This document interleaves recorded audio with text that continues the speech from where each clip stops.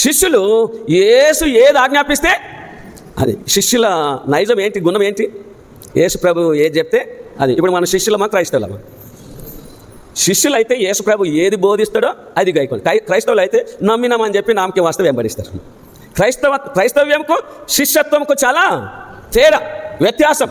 క్రైస్తవులని చెప్పుకుంటాం, నమ్ముకున్నామని చెప్పుకుంటాం, నిండా మునగం.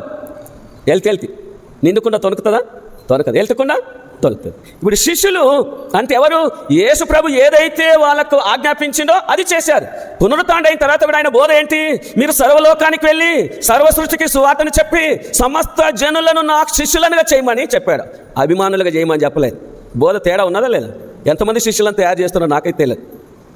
మనం పరీక్షించుకోవాలి. మన పూర్తికి మనమన్నా యేసు ప్రభు శిష్యులను కావాలన్నా కాకూడదా? యొప్పే పట్టణంలో తబితాను శిష్యురాలు ఉండింది. యొప్పే పట్టణంలో ఎవరున్నారు? తబితాను శిష్యురాలు. ప్రభు వాక్యము గైకొన్నది. ఆమె మరణిస్తే సమాధి చేయడము సంఘస్థులకు ఇష్టం లేక ఆమె డెడ్ బాడీ కడిగి మేడగదిలో పెట్టి పేతురు భక్తుని పిలిపించి ఏం చేశారు?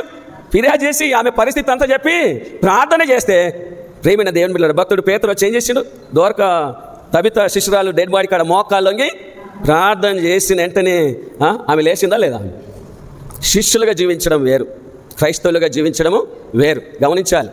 మెరిసేదంతా బంగారము కాదు, ఉప్పు. చాలామంది శిష్యులం అనుకుంటారు, చాలామంది క్రైస్తవులం అనుకుంటారు. అటు క్రైస్తవులుగా జీవించరు, ఇటు శిష్యులకు కూడా జీవించరు. ప్రియమైన దేవుని బిడ్డ చూడండి.